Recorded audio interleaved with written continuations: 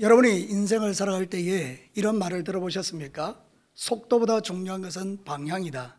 예를 들어서 어떤 가장이 결혼하고 난 다음에 자신은 출세를 목표로 삼고 달려가는데 속도를 아주 빠르게 달려가서 그가 마침내 원하는 출세를 하게 되었을 때 그가 나중에 보니까 자기 옆에 아무도 없는 것입니다. 아내도 없고 자식도 없고 친구도 없고 모두가 다 떨어져 나가버린 것입니다. 그러면 이 사람은 속도 때문에 방향을 잘못 잡은 것입니다. 이 사람은 그것 때문에 불행한 삶을 살아가게 되는 것입니다. 신앙생활도 마찬가지입니다. 우리가 방향을 설정할 때 있어서 그 방향이 너무 중요한 것입니다. 내가 어떤 방향으로 믿음의 길을 걸어갈 것인가, 거기에 따라서 내 신앙생활의 행복과 불행이 결정되는 것입니다. 어떤 사람은 교회 올 때에 복 받기 위해서 오시는 분들이 있을 수 있습니다. 처음에 시작은 그러할지라도 그것이 여러분의 방향이 되면 곤란해집니다. 만약 내가 복을 원하는 걸 받지 못하면 내가 원하는 기대와 내가 원했던 것이 이루어지지 않았기 때문에 예수님을 떠나갈 가능성이 높기 때문입니다. 여러분, 우리에게 있어서 가장 중요한 것은 우리의 방향이 제대로 설정되어야 된다는 것입니다. 우리의 방향은 오직 예수 그리스도인 줄로 믿습니다. 자, 그러면 우리가 인생의 삶을 살아갈 때에 이렇게 방향이 중요하다면, 신앙생활에 있어서 우리의 방향이 중요하다면 그것 또한 중요한 것이 또 하나 있는데, 그것은 우리가 교회를 어떤 방향으로 바라보는가 하는 것입니다. 하나님은 우리에게 교회를 선물로 주셨습니다. 우리는 교회를 통하여 놀라운 은혜를 입고 교회를 통하여 믿음의 길을 걸어갑니다. 오늘 읽은 이 성경 본문은 바울이 골로새 교회에게 교회가 어떤 곳이고 우리는 교회를 어떻게 섬겨야 되는지를 잘 가르쳐주는 말씀입니다. 그러므로 여러분이 오늘 이 말씀을 잘 듣고 교회에 대해 바라보는 방향을 잘 설정하시면 여러분의 믿음의 컬러가 달라지고 믿음의 삶이 달라집니다. 여러분이 생각했던 교회와 바울이 전하는 교회의 모습이 어떻게 다른가? 내가 지금 교회에서 신앙생활하고 있는 그 방향은 어떤 것인가를 점검해 보시고 오늘 이 말씀을 통하여 성령 하나님이 여러분에게 말씀해 주실 때에 방향을 똑바로 세우고 이 방향을 따라 믿음의 길을 걸어가므로 여러분의 신앙생활이 행복해지기를 주님의 이름으로 축복합니다. 오늘 이 성경 본문을 통해서 우리에게 들려주는 첫 번째 메시지가 이것입니다. 우리 다 같이 한번 읽어볼까요? 교회를 그리스도의 몸으로 바라보는 방향이 믿음의 삶을 바꾼다. 여러분, 어려운 말이지만 간단합니다. 교회는 누구라는 거죠? 예수님의 몸이라는 것입니다. 여러분, 사도 바울이 오늘 놀라운 이야기를 하고 있습니다. 성경을 한번 보겠습니다. 24절 말씀을 한번 읽어보겠습니다. 나는 이제 너희를 위하여 받는 괴로움을 기뻐하고 그리스도의 남은 고난을 그의 몸된 교회를 위하여 내 육체에 채우노라. 여러분, 사도 바울은 교회를 너무나 중요하게 여기기 때문에 그리스도의 남은 고난을 자기의 육체에 채우고 나는 예수님 때문에 고난받는 것을 기뻐한다, 이렇게 이야기합니다. 여러분, 놀랍지 않습니까? 그리스도의 남은 고난이라는 것은 우리를 구원하기 위하여 예수님이 십자가에 고난받을 때 남은 고난이 있다는 의미가 아닙니다. 예수님이 십자가에 죽으실 때에 그 죽음은 완벽하기 때문에 거기에 뭐 더하고 뺄 것은 없습니다. 그러면 그리스도의 남은 고난이 뭔가 하면 이 땅에 교회를 세울 때에 우리가 당하는 고난을 말하는 것입니다. 여러분이 누군가에게 전도할 때에 핍박받고 고난받는 그걸 말하는 것입니다. 여러분이 주의 몸된 교회를 위하여 섬길 때, 헌신할 때 여러분들이 회장이 되고 임원이 되고 이럴 때에 욕먹는 그런 것들이 다 이 고난이 포함되는 것입니다. 여러분, 사도 바울은 그리스도의 그 남은 고난을 자기의 육체에 채우겠다, 이렇게 말하죠. 여러분, 이유가 뭡니까? 바울은 교회가 예수님의 몸인 것을 알았기 때문입니다. 여러분, 진짜 사랑하는 사람을 위해서는 자기의 몸을 아끼지 않습니다. 제가 이 시간에 여러분에게 예를 들어드릴 테니까 정확하게 이해가 되는지 한번 들어보십시오. 제 아들이 있는데 아들이 이제 심장병에 걸려서 애가 심장을 교체해야 됩니다. 근데 걔한테 딱 맞는 심장이 나밖에 없습니다. 여러분, 제가 여러분에게 물어보겠습니다. 제가 제 심장을 주고 죽을까요, 안 죽을까요? 여러분, 대답하기 곤란합니까? 어려운 거 하나도 없습니다. 저는 우리 아들을 위하여 제 심장을 꺼내어 줄 수 있습니다. 그런데 죄송합니다마는 우리 박 권사님이 심장 때문에 죽으면 전 안 줍니다.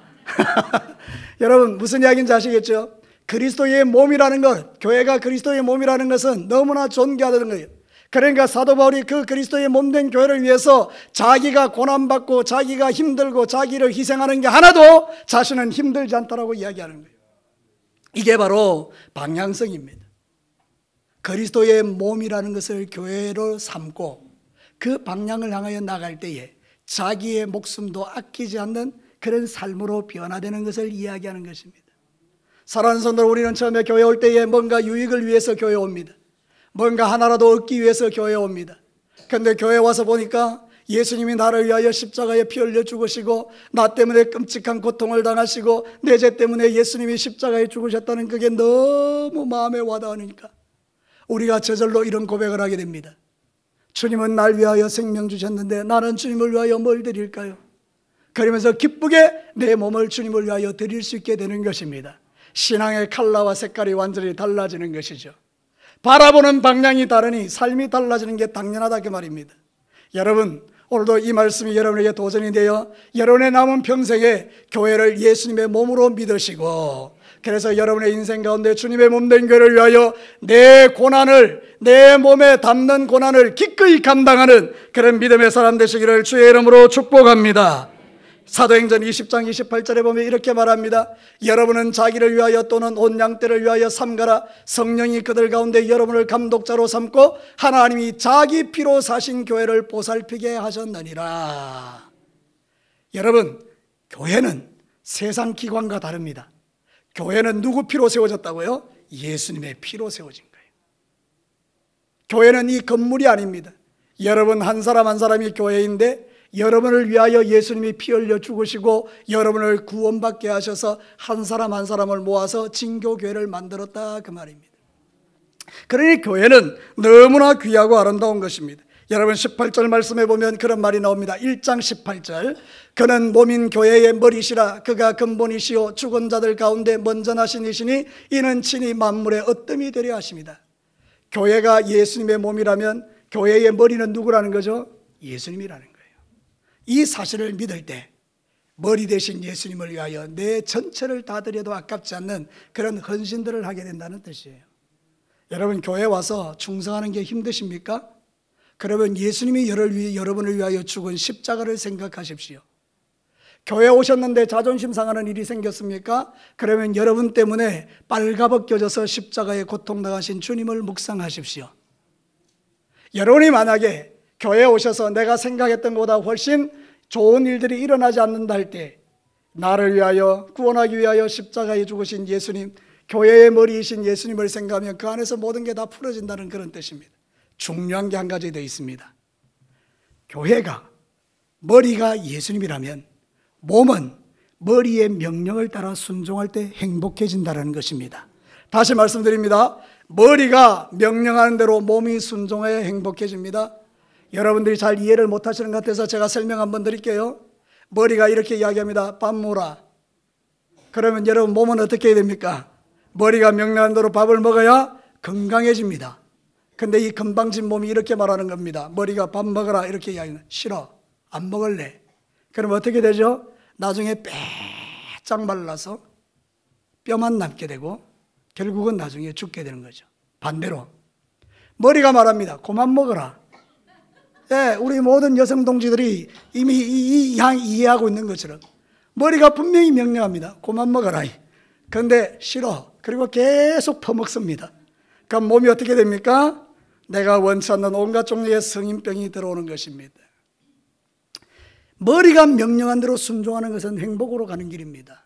우리 예수님이 머리시죠? 믿습니까? 그러면 머리이신 예수님이 우리에게 좋은 것 명령하겠습니까? 나쁜 것 명령하겠습니까? 그렇죠. 마귀는요, 악한 존재이기 때문에 우리를 죽이고 멸망시키기 위한 명령들을 합니다. 도둑질해라, 술 취해라, 방탕해라, 음란해라, 정욕적이라, 우리가 하고 싶은 네 육체의 소욕을 따라 살아라고 마귀는 명령합니다. 그러나 예수님은 그렇게 명령하지 않습니다. 거룩하게 살아라, 예배자가 되어라, 나를 사랑하는 자가 되어라, 나의 몸된 교회를 위해서 충성하며 살아라. 여러분, 이렇게 명령하는 거예요. 그래서 명령에 순종할 때 행복해지는 것입니다. 사랑하는 성도 여러분, 그래서 이 비밀을 깨달은 겁니다, 바울이. 그래서 바라보는 방향을 딱 정했습니다. 나는 그리스도의 몸된 교회의 일원으로서 내 머리이신 예수님을 따라 내 전부를 다 바쳐 헌신하고 내 전부를 다 드리고 심지어는 그리스도의 남은 고난을 내 몸에 채운다 할지라도 나는 기뻐하고 내 몸을 드리겠다. 그리고 실제로 사도 바울은 복음 전하다가 목이 잘려서 죽었습니다. 너무나 멋진 인생 아닙니까? 여러분, 바로 이것이 방향을 어디로 정하는가에 따라 결정된 삶입니다. 여러분이 지금까지 인생을 살아오면서 누구를 위해서 살아오셨습니까? 자식을 위하여 여러분의 전부를 다 드리셨습니까? 그러면 여러분들의 나타나는 나중에 결론은요, 분명히 내가 기대했던 것과 또 다른 결론이 날 수 있습니다.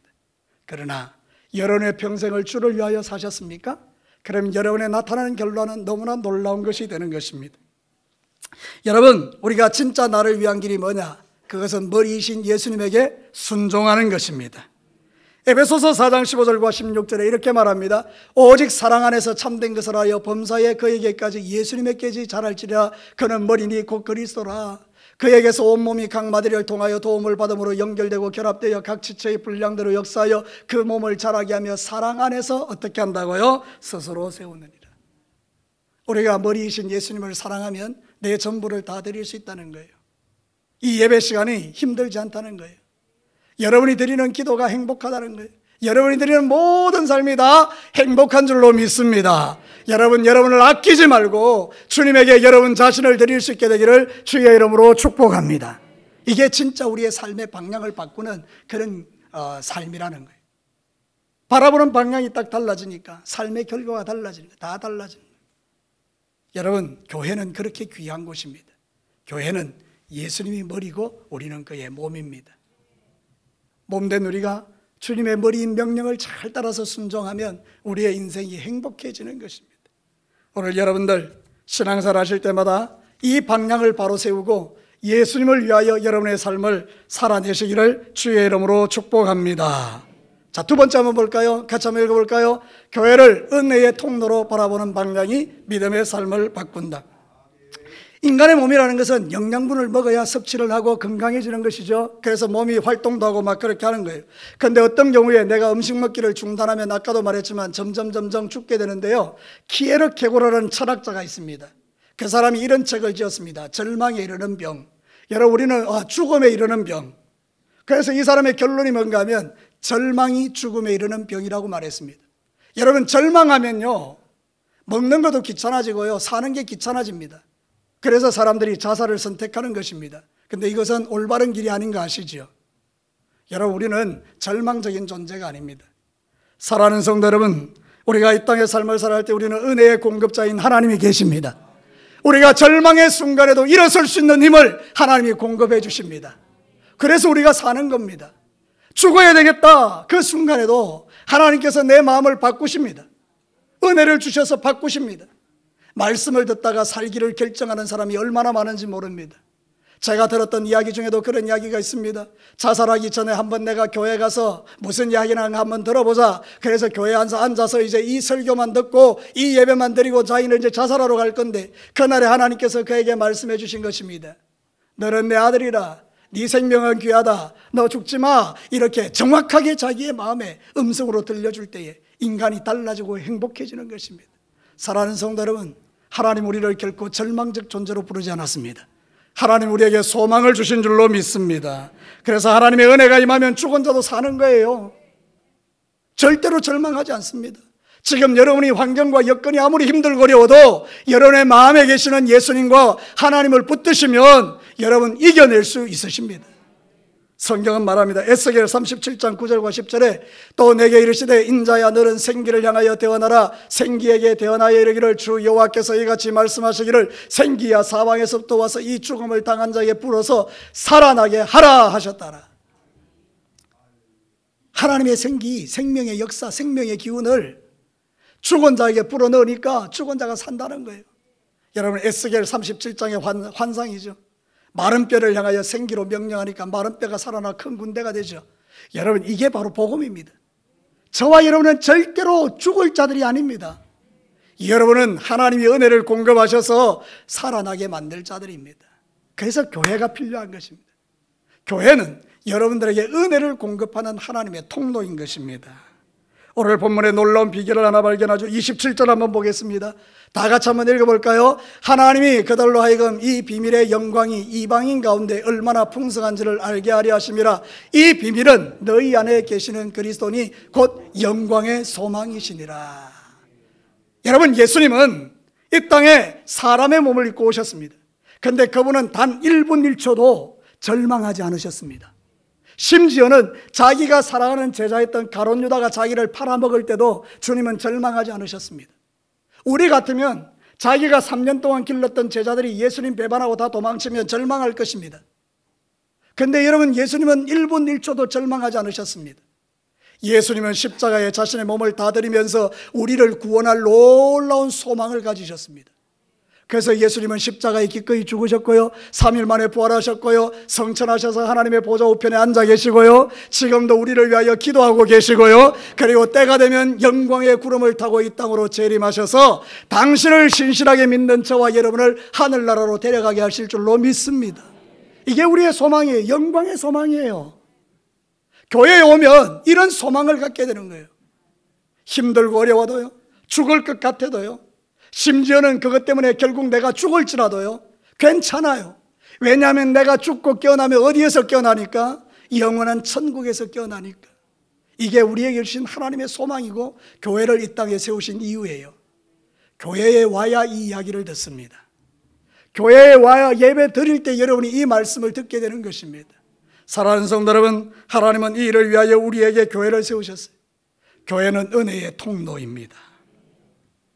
그래서 여러분, 은혜 받으셔야 여러분의 인생이 새로워집니다. 여러분, 제발 부탁하는데 교회에 오셔서 은혜를 받으시기를 축복합니다. 은혜를 사모하시라는 말이에요. 그러니까 예배 시간에 눈 동그랗게 뜨고 저만 쳐다보시라는 거예요. 다른 거 보지 마시고 주보 같은 거 볼 필요 없습니다. 여러분, 다른 거 보시면 안 됩니다. 저만 딱 보시기 바랍니다. 그러면 여러분, 저를 통해서 여러분에게 하나님의 은혜가 흘러갑니다. 그러면 여러분이 다 살아납니다. 하나님은 지금 이 시간 저를 통해서 여러분에게 은혜를 공급하고 계십니다. 여러분들은 하나님의 자녀들이요, 여러분은 영광의 소망이신 예수님을 모시고 사는 자들이요, 그래서 그 어떤 절망도 이겨낼 수 있는 사람들이에요. 세상은 말합니다. 죽음에 이르는 병은 절망이다. 그런데 우리는 절망하지 않으니 우리는 죽음에 이르지 않고 영생을 얻게 되는 것입니다. 디모데전서 1장 13절과 14절 한번 보시겠습니다. 내가 전에는 비방자요 박해자요 폭행자였으나 도리어 긍휼을 입은 것은 내가 믿지 아니할 때는 알지 못하고 행했기 때문이다. 여러분, 같이 한번 읽어볼까요? 우리 주의 은혜가 그리스도 예수 안에 있는 믿음과 사랑과 함께 넘치도록 풍성하였도다. 우리 이런 상상 한번 해볼까요? 이 땅에 교회가 한 군데도 없다. 그럼 여러분, 은혜 받을 수 있겠습니까? 어디서 여러분이 은혜를 받겠습니까? 여러분, 교회가 있는 게 축복입니다. 저는 이 나라 대한민국이 정말 하나님께 은혜 받았다고 생각해요. 구석구석에 교회가 있어요. 우리는요, 어디 여행 가다가도 아무 데나 들어가면 거기 다 교회가 있어요. 여기에 교회가 있겠나 싶은 거기도 교회가 있어요. 근데 여러분, 일본 여행해 보셨습니까? 가도 교회가 없습니다. 은혜 받을 장소가 없다고요. 이슬람 땅에 가보셨습니까?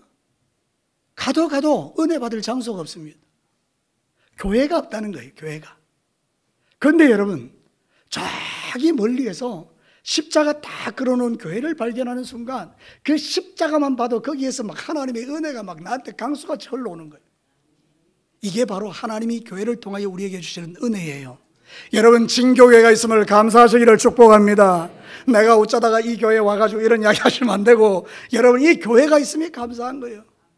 교회에서 여러분 은혜 받아서 일주일 동안 세상 살아가면서 능력 있게 사는 거예요. 여러분, 이번 일주일에도 무슨 일을 만나든지 간에 주님과 동행하시면서 승리하는 한 주간 되시기를 축복합니다. 하나님이 여러분에게 이길 수 있는 힘을 주실 줄로 믿습니다. 내 영혼이 은총 입어 중한 죄짐 벗고 보니 슬픔 많은 이 세상도 천국으로 화도다. 할렐루야 찬양하세.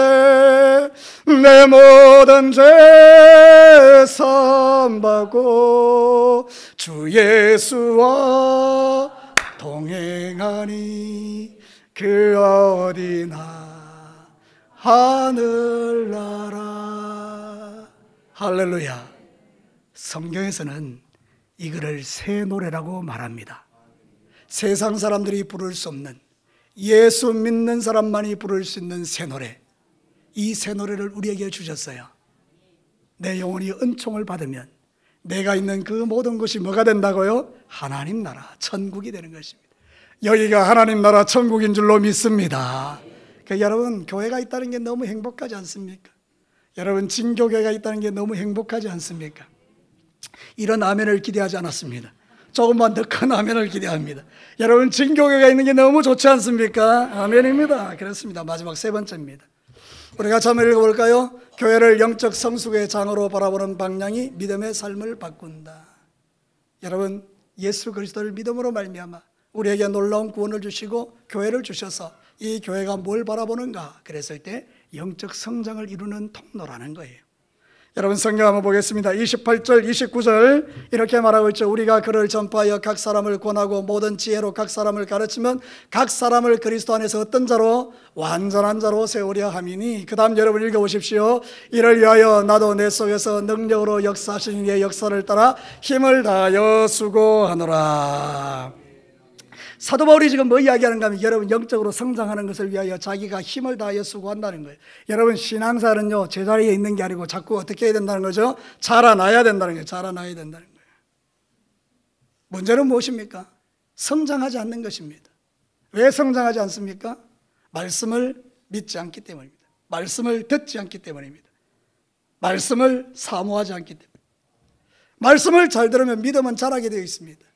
하나님의 말씀은요 우리의 심장 골수를 찔러 쪼개기 때문에 반드시 믿음이 자라게 되어 있습니다. 그래서 저는 우리 진교회 성도들에게 계속해서 말씀을 가르치는 것입니다. 오늘도 복음 교실을 했는데요, 정말 감사한 게요, 지난 한 해 우리가 새가족들을 많이 이렇게 전도해서 거기엔 장로님들, 권사님들 물론 계시지만 대부분은 예수를 처음 믿는 분들이 많아요.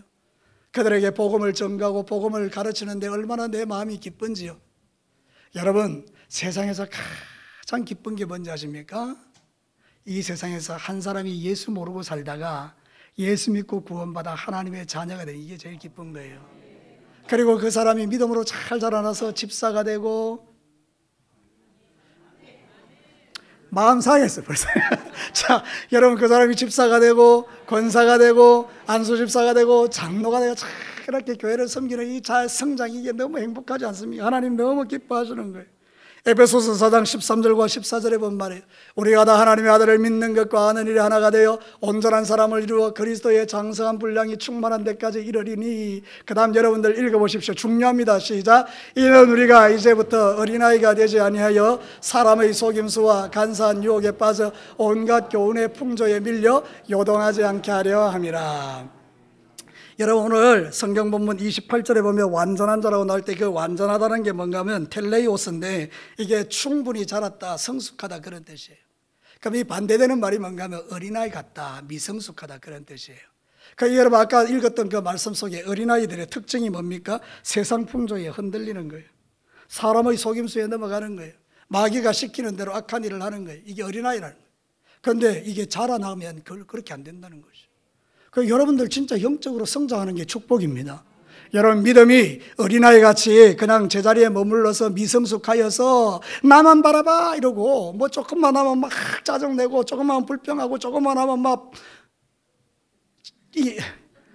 제가 안 해본 게 돼가지고 잘 말을 못하겠다. 이렇게 되는 거예요. 시기하고 질투하고 미워하고 정죄하고 비판하고, 이게 다 어린아이의 일이라니까요. 근데 여러분, 성장하면 어떻게 됩니까? 불쌍히 여기게 되는 거예요. 제가 성장했다는 이야기가 아니라, 저도 목회자로서 제 삶에 이렇게 영적 성숙이 이루어지는 과정 가운데서 변화가 하나 일어나는데, 그 변화가 뭔가 하면, 옛날에는 성도들을 정말 좀 이렇게 뭐라 그럴까요? 막 가르쳐가지고 어쩌든지 막 쪼아붙여가지고 이 사람들이 잘 됐으면 좋겠다 이러면서 막 계속해서 푸시를 막 하는데, 여러분, 그러다 보니까 제 마음에 막 원망과 불평이 막 일어나는 거예요. 근데 어느 순간부터 하나님께서 제 마음을 좀 바꾸시는 거예요. 어떻게? 불쌍히 여기는 거예요. 참 살기 얼마나 힘들고 고달프면, 저분이 살다 보면 정말로 힘들 텐데 그 마음에 불쌍히 여기는 마음이 생겼다는 거예요. 그럼 여러분 어떻게 됩니까? 내가 바뀐 거죠. 내 안에 하나님께서 성장을 이루어내신 거죠. 그럼 여러분도 마찬가지죠. 옛날과 지금의 컬러가 뭐가 달라졌어요? 교회 오셔서 여러분이 뭐가 바뀌어졌어요? 하나님의 말씀을 듣고 배우면서 눈이 밝아져서 다른 사람의 허물과 이런 것들이 보이십니까? 잘못 배우신 겁니다. 여러분이 진짜 제대로 배우고 하나님의 영으로 충만해지면 사람들을 바라볼 때요, 첫째, 주님을 보는 듯이 보게 되고요, 두 번째는요, 그 사람을 불쌍히 여기게 되고요, 세 번째는요, 자기 죄를 발견하게 돼요. 이게 중요합니다. 그 사람을 비판하려 하다가도 내 죄가 보입니다. 그럼 여러분이 영적으로 엄청 성숙한 거예요. 내가 더 죄인인데 누구를 비판한단 말이에요? 이게 영적 성장의 특징이에요. 여러분, 어린아이같이 미성숙하게 살지 마시고 이제는 좀 성숙한 그리스도인들로 살아내시기를 축복합니다. 교회가 존재하는 이유는 우리를 성장시키기 위해서예요. 그래서 말씀 들으면 여러분이 자꾸 잘하는 거죠. 잘 몰랐던 걸 깨닫게 되는 거죠. 자, 여러분, 그래야 우리가 다른 사람을 잘 가르칠 수 있어요. 디모데후서 2장 2절에 보면 이렇게 말하거든요. 디모데야, 또 네가 많은 정인 앞에서 네가 내게 들은 바를 충성된 사람에게 부탁하라. 그들이 또 다른 사람을 가르칠 수 있으리라. 하나님이 나에게 은혜 주신 이유는 다른 사람을 잘 가르치라고요. 네?